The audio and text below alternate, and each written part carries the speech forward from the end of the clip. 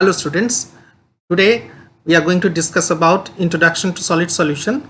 This is the first part or part 1 of the fourth module. I am Sudipto Nath, your teacher, and you are with Materials Engineering. So regarding the introduction, you must understand that is the objective of engineering metallurgy is to determine the properties of material. And over here, two major variables are pressure and temperature. And thus it is to determine the phase present in the material system. An equilibrium or phase diagram is plotted. Equilibrium diagram or phase diagram, it is a graphical representation of various phases present in a material system at various temperature and composition point. Now uses of equilibrium or phase diagram are listed below. Shows the various phases present in different composition and temperature. It indicates solid solubility of one element in another. It shows the temperature range over which the solidification or liquidification of material system occurs. And the last one, it is very important that it indicates the temperature at which different phases start to melt. Now, whenever we are going to discuss about the phase diagram, some basic terms will appear which we must know. The number one is system. What is system? System is the substance or substances that isolated and unaffected by their surroundings.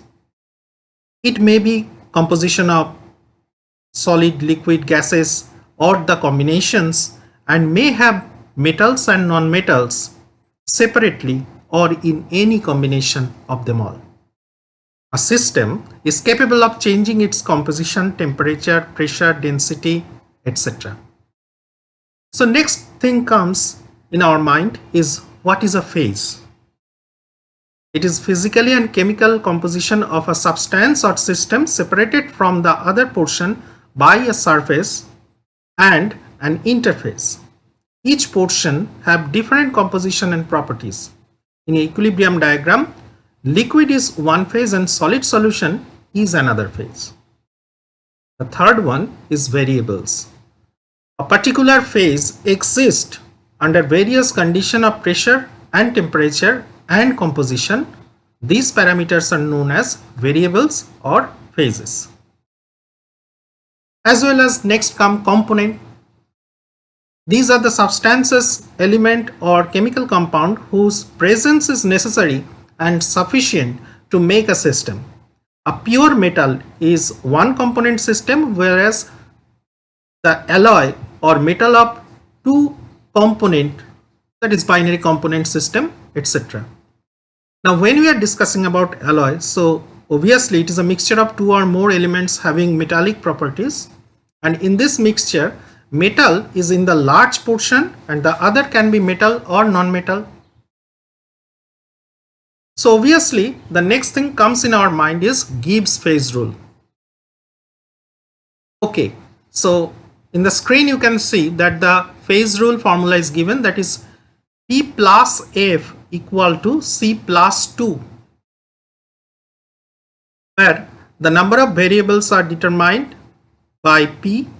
F is the number of variables that can be changed independently without affecting the number of phases.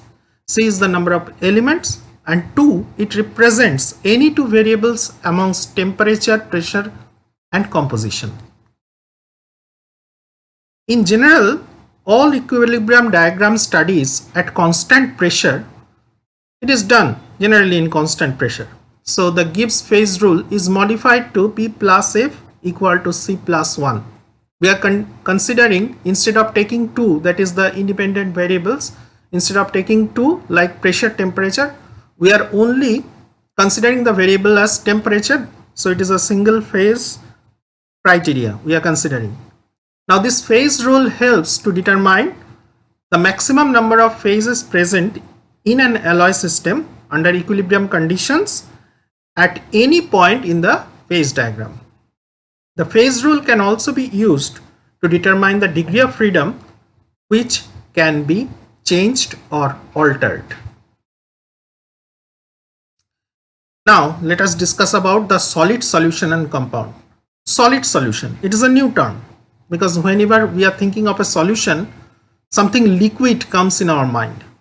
But when we are discussing about solid solution, what does it mean? It means that a component or a phase, whenever it is mixed with another component or a phase at an elevated temperature homogeneously and then cool down to the normal room temperature, if it is stable or if they are stable, then we call it a solid solution. There is a thin red line between the solid solution and the compound. Okay, let's check.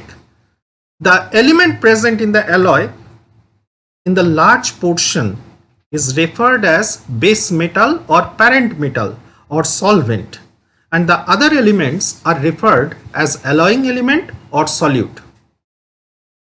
Solid solution is a type of alloy in which the atoms of alloying element are distributed in the base metal and both having similar crystal structure. The composition of alloying element may vary, but the structure should be similar to the base metal. So here is a chart that you can see that how the solid solutions are distinguished, like substitutional solid solution and interstitial solid solution. Substitutional solid solution, it is further, it is subdivided into two categories like regular or ordered type and random or disordered type. So let us check about substitutional solid solution. The name itself, it is telling that substitution, that is, it is substituting something or somebody. So the atoms of alloying element occupy the atomic size of the base metal. They are further classified as regular or ordered substitutional solid solution and irregular or discrete type solid solution. So let us check first the regular or ordered type, and after that we will check the disordered type solid solution. Now in this type, the solid substitutions of atoms of alloying element is in definite order in the base metal matrix. The examples are nickel aluminum solid solution, which occurs below 400 degrees centigrade. There is an image that you can see, that is in case of ordered substitutional solid solution, the nickel, which is the solvent, and aluminum is the solute, they are homogeneously distributed over here.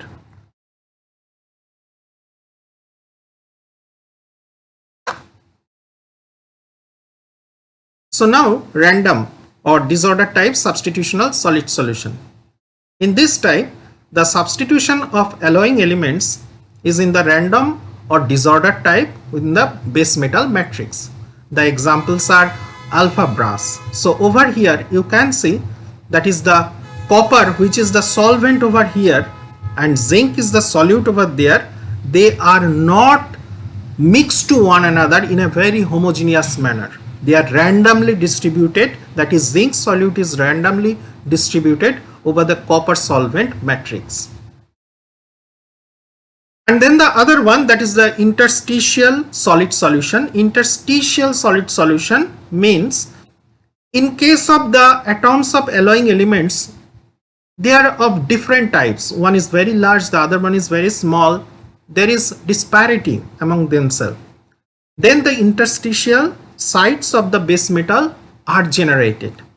Now this type of solid solution is formed when the atomic size are much smaller compared to that of the base metal, like iron carbon system. In case of iron carbon system, the iron is very large and the carbon atoms are very small. So within the small space or gap between two adjacent or four adjacent or multiple adjacent iron atoms, a carbon atom can manage itself within that matrix. So it is called interstitial solid solution. Well, now it is very important, that is the Hume-Rothery's rule for solid solubility. So over here, the solid solution, we know it is an alloy of two or more elements wherein the atomic crystal structure of alloying elements or solute is the same as that of the base metal matrix or solvent. Now the solubility limit of the solute in the solvent of the alloying element in the base metal matrix is governed by certain factors. These governing factors are known as Hume-Rothery's rule for solid solubility. So let us check about the governing factors. First one is atomic size. Alloying elements having smaller atomic size as that of the base metal matrix have better solubility. For favorable solid solution formation, the difference of atomic size of solute and solvent should be less than 15%. Second criteria of Hume-Rothery's rule is chemical affinity. Elements having lower chemical affinity have greater solid solubility. Elements having higher chemical affinity have the tendency of formation of compound and hence restrict formation of solid solution. In general, the alloying element located closer in the periodic table have higher solid solubility because they are not much difference. They are having not much difference in their electronegativity value. Next is relative valency. Metals having lower valency have more solubility for metals having higher valency. I repeat, metals having lower valency have more solubility for metals having higher valency. Hence, for better solubility, the base metal selected should be one that has lower valency as compared to that of alloying elements. And the fourth part of the Hume-Rothery's rule is crystalline structure or crystal structure. As mentioned earlier, solid solution is an alloy of element having similar crystal structure. So the difference in crystal structure limits the solid solubility of the element. If you are having, you can mail me at this particular address given here. So this is the end of part 1 of module 4. Goodbye for today.